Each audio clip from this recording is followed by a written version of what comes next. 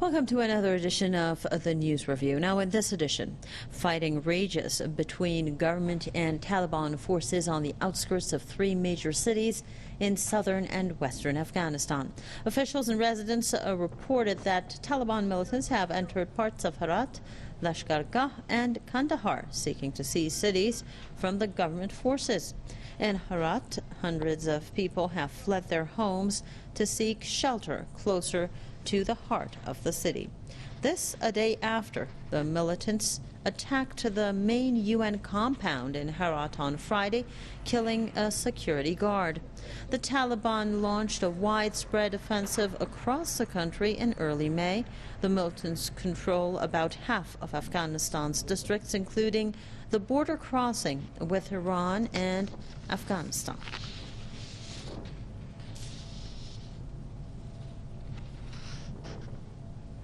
To discuss that further, we're joined by Mr. Mike Harris, editor of Veterans Today, joining us live from Phoenix, and also Mr. Lawrence Davidson, former lecturer from Westchester University. Now, let's begin with Mr. Harris. Mr. Harris, could you see this coming? Absolutely. This was a very, very predictable outcome for the U.S. vacating Afghanistan. We witnessed the same thing happen back in Vietnam during the fall of Saigon. This was absolutely foreseeable, it was predictable, and the U.S. really mishandled this. The Biden administration did an awful job on this one. They should have set up some sort of a council for reconciliation in order to bring the two sides together, air the grievances that each has against each other. But the Afghan people, and the Taliban in particular, are fed up with the occupation government that was imposed on them for the last 20 years by the U.S. government, and so they're fighting very vigorously to expel any remaining elements of that occupational government.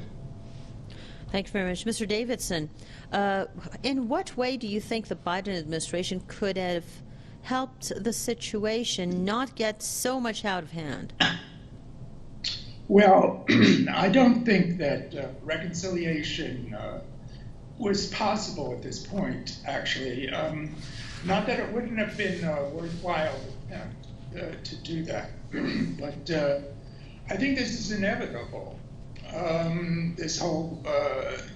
The whole episode as it's closing down.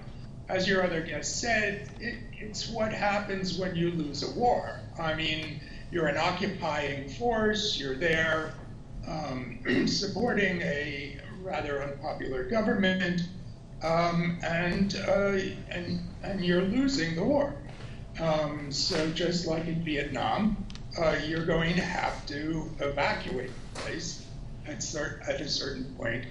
Whether Biden was timely on this or not, at some point you would have to, the Americans are going to have to come out, and they will take with them at least a small number of Afghans who chose to support them. But this was predictable. It was predictable years ago, and quite frankly, I don't think the American people actually know at this point, and for a while, why we're there at all. That's a good question, actually. Mr. Harris, do you think it was a good idea for the U.S. to go into Afghanistan in the first place? Absolutely not. First of all, most people in the U.S. realize that the lie that was told about 9/11 and the involvement that Afghanistan had is an utter fabrication. And so the justification for going into Afghanistan and into Iraq was based on a lie. It promoted other foreign policy interests for the U.S. and for Israel. There was a lot to do. They hoped to prop up the military-industrial complex by creating an ongoing war, an ongoing permanent enemy here with the Islamic people in order to fund these outrageous and bloated military budgets. And this has just been a travesty and a crime not just against the Afghan people, but against the American people as well. Before Afghanistan, the U.S. did not have an opioid problem. Under the Taliban, prior to the U.S. invasion, opium production was a mere 250 tons a year, under the U.S. occupational government went up to 9,400 metric tons per year. So they created a tremendous cash machine there that generated cash to fund their black programs globally. So the U.S. was reluctant to give that up and to give up that cash flow. So there was a lot of incentive to stay there, not just from the military-industrial complex making profits, the Raytheons, the Northrop Grummans, the General Dynamics, all of those, but also from the big pharma. The Sackler family with Purdue made billions of dollars off of the opioid crisis, and there's just too many incentives, too much money was being made by the wealthy elites in the U.S. to abandon it, and it really, really cost the American people in a multitude of ways. This was really a crime by our government against the American people by allowing this opioid problem to come into this country. Again, another betrayal of the American people by our government. Thank you very much, Mr. Davidson. Do you believe that the situation in Afghanistan could spiral out of control? No, I don't think. I don't know what you mean by spiral out of control. I mean, there's going to be an ongoing effort on the Taliban, successful in the end, to take over Afghanistan completely. And if they can prevent sort of intra-war within their own ranks and set up a central government, then it won't spiral out of control. I actually agree with 90% of what your other guests have said. And the only thing I don't particularly agree with is the notion that the American people actually know that they were lied to. The lie is a very effective propaganda effort, and it's always been that way. Since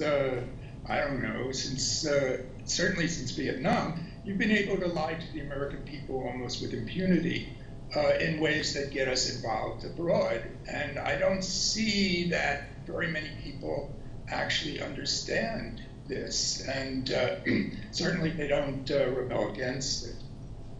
Well, thank you very much. Mr. Harris, the final question. What do you think can be done at this point in time to bring the situation under control? Well, done by whom? The U.S. role there is over. The U.S. has no credibility in the region. I suppose a third party could come in and try to broker some sort of a truce agreement in order to minimize the bloodshed within Afghanistan. And I would really pray for the Afghan people that they can reconcile among themselves and come to a peaceful coexistence with a mutually agreeable form of government that serves the people of Afghanistan. That's really what needs to happen here, and the sooner they can form a functional centralized government here in order to bring order out of chaos to the people of Afghanistan, allow them to live their lives in peace without fear of an outbreak of war or other violence, the better for them. So who that third party would be, I can't begin to guess right now, but the U.S. has no credibility and no standing to do so. China could, maybe. Russia, they're probably still damaged from their involvement there. I doubt it. Most of the Western powers were out. Perhaps Iran would be another, perhaps peace broker to come in there and try to avoid a lot of bloodshed and slaughter among the Afghans themselves. But it would be very useful if someone would come in and try to mitigate the loss of life that the ensuing power struggle for control is going to generate. Thank you very much, Mr. Mike Harris, editor of Veterans Today out of Phoenix, and Mr. Lawrence Davidson, former lecturer from Westchester University. Thanks to both of you gentlemen for sharing your views with us, and thanks to all of our viewers for following this edition of the News Review.